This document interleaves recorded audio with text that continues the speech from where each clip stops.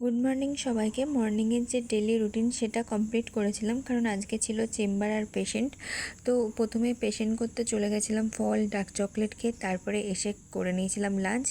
তারপর ছিল চেম্বার, সেখান থেকে এসে মাখনা খেয়েছি, তারপরে এইখানে করে নিয়েছি ডিনার। আর এখানে বসে গেছিলাম, মামার থেকে আমার একটা পার্সেল এসেছিলো, আমি একটা অর্ডার দিয়েছিলাম লিপ বাম। যদিও ফার্স্ট টাইম আমি মামার থেকে কোনো প্রোডাক্ট অর্ডার করেছিলাম ওদেরই ওয়েবসাইট থেকে। তো এখানে লিপ বামের সাথে একটা রাইস ফেস ওয়াশের একটা ফ্রি দিয়েছিল ফেস ওয়াশ।